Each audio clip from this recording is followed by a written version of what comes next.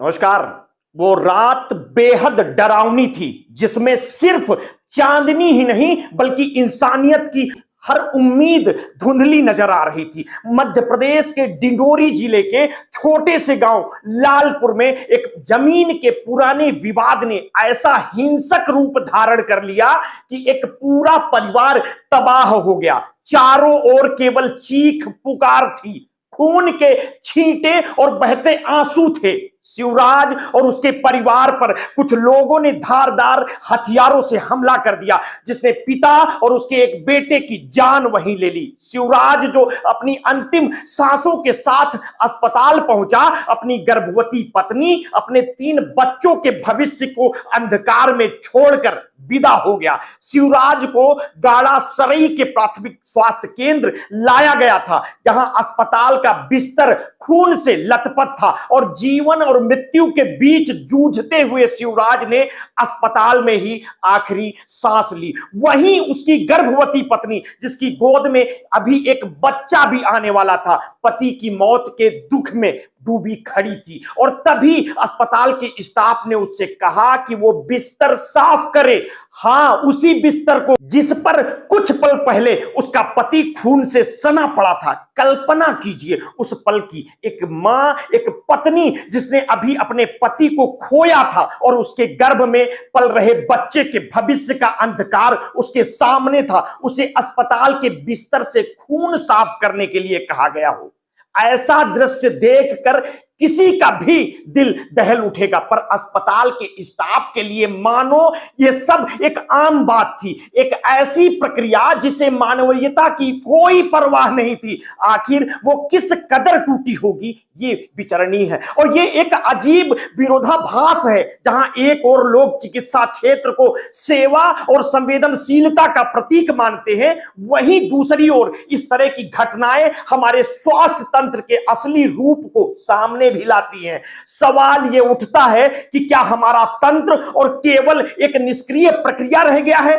क्या अस्पताल के स्टाफ के लिए लोगों का दर्द, उसके आंसू, उनकी तकलीफें केवल एक कर्तव्य है जिसे पूरा करना है? ये पहली बार नहीं है जब इस देश में किसी को मानवता का ये अभाव झेलना पड़ा हो। कुछ साल पहले ही झारखंड में एक आदिवासी परिवार के व्यक्ति को अपने मृत पिता का शव कंधे पर लाद कर कई किलोमीटर चलना पड़ा था, क्योंकि उसे एम्बुलेंस की सुविधा नहीं दी गई थी। उड़ीसा में भी एक व्यक्ति को अपनी मृत पत्नी का शव साइकिल पर लाद कर घर तक ले जाना पड़ा था, क्योंकि उसे भी सरकारी मदद नहीं मिल सकी थी। और ये कहानियां केवल घटनाएं नहीं, ये उन संवेदनशील व्यवस्थाओं के प्रतीक हैं जो गरीबों के साथ इस तरह का व्यवहार करती है। मध्य प्रदेश के डिंडोरी की इस घटना में शिवराज की पत्नी गर्भवती के साथ जो हुआ वो तो और भी दर्दनाक है। गर्भवती होने के कारण उसे विशेष देखभाल मिलनी चाहिए थी, लेकिन जिस समाज में उसे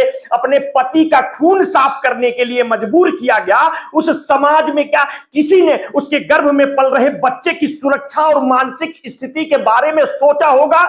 उस समय उस महिला के मन में क्या बीत रही होगी? शायद इस समाज को उसकी चिंता भी नहीं है। जब यह मामला सामने आया तब मीडिया और जनता ने इसे कड़ी आलोचना के साथ उठाया। सवाल उठने लगे, क्या यही हमारे देश की स्वास्थ्य व्यवस्था है?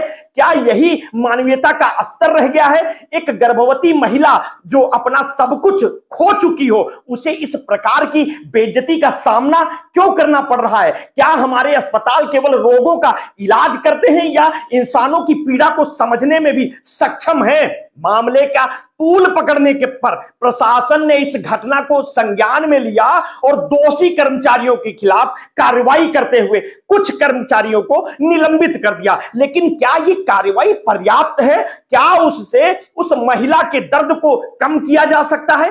क्या ये केवल एक औपचारिकता भर नहीं लगती? ये घटना हमारी स्वास्थ्य व्यवस्था की कमजोरियों को उजागर करती है, जहां संवेदनशीलता और करुणा का कोई स्थान नहीं दिखता।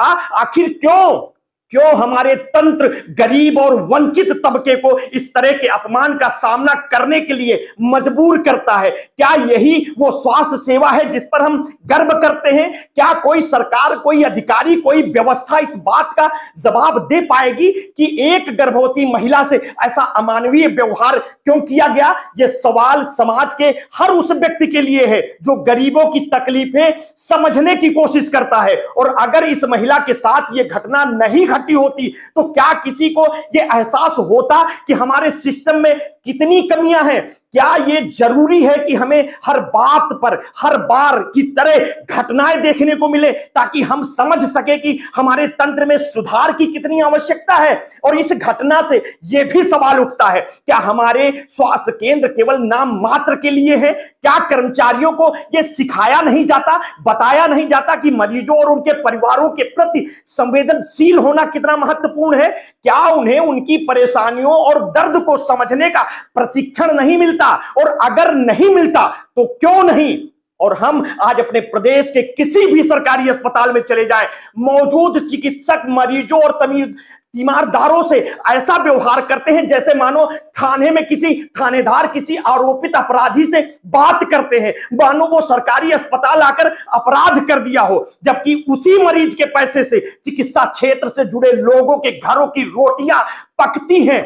पर तीमारदार अगर चिकित्सक से दो चार सवाल कर दे, चिकित्सा जल्दी करने की बात कर दे और चिकित्सक को बात ये खराब लग जाती है तो उसकी पिटाई तक कर दी जाती है, मरीज को बाहर तक कर दिया जाता है। ऐसी खबरें आए दिन सुर्खियों में बनी रहती है, जबकि ये चिकित्सक निजी क्लिनिक या प्राइवेट अस्पतालों में बेहद मीठी मीठी तरीके से बात करते हैं और चिकित्सा देने के लिए कहने की जरूरत ही नहीं पड़ती। चिकित्सा से जुड़े सभी कर्मचारी एक पैर पर खड़े मिलते हैं, पर वहां अधिकांश आर्थिक संपन्न व्यक्ति इलाज के लिए जाता है, जबकि सरकारी अस्पतालों में मजबूर मजदूर, किसान, ठेला खोमचा, मोची दुकानदार और रोजमर्रा की रोटी का प्रबंध कर जीवन जीने वाला ही अधिकांश आपको लाइन में लगा दिखाई देता है। शायद यही एक चेतावनी है जो हमें सोचने पर मजबूर करती है कि हम अपने समाज में कहां जा रहे हैं। और यदि हम अपने गरीब और असहाय नागरिकों के प्रति इतने असंवेदनशील हो गए हैं तो क्या हम सच में एक सभ्य समाज कहला सकते हैं? सोचिए उस महिला के दिल पर क्या गुजरी होगी जब उसने अपने पति का खून अपने हाथों से साफ किया होगा। शायद उसके आंसू नहीं थम रहे होंगे, शायद उसकी चीखें उसकी आत्मा में कहीं दफन हो गई होंगी, लेकिन क्या हमारी व्यवस्था इन चीखों को सुनने के काबिल है? क्या उसे कोई फर्क पड़ता है? और ये घटना हमें याद दिलाती है कि हमारे समाज में मानवता का पतन हो रहा है। और ये केवल एक घटना नहीं बल्कि ये उन अनगिनत लोगों की कहानी है जो सिस्टम की असंवेदनशीलता का शिकार बनते हैं। आखिर क्यों हम इतनी दूर चले गए कि हमें किसी के दर्द का एहसास ही नहीं होता? क्या यही हमारा भविष्य है? शिवराज की पत्नी की यह कहानी केवल उनकी ही कहानी नहीं है बल्कि उन सभी लोगों की कहानी है जो हर रोज इस तरह की अमानवीयता का सामना करते हैं। क्या इस देश में गरीब होना एक अपराध बन गया है? क्या उनका दुख किसी के लिए मायने नहीं रखता? और इस घटना के बाद प्रशासन ने कुछ कदम उठाए, लेकिन क्या उससे उस महिला की पीड़ा कम होगी?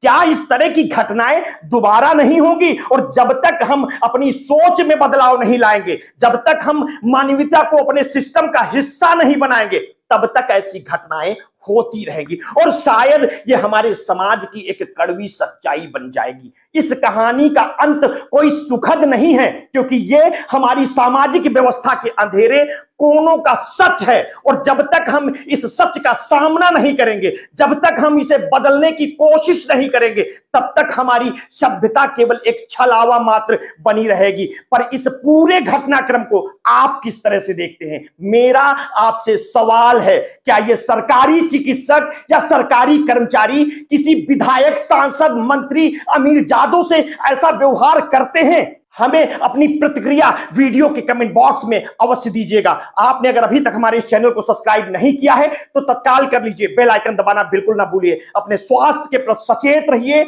सजग रहिए और अगर आपने कभी भी कोरोना वैक्सीन लगवाई है तो समय समय पर अपने ब्लड प्रेशर की जांच अवश्य करते रहिए। अपना ध्यान रखिए। बहुत बहुत धन्यवाद। साधुवाद।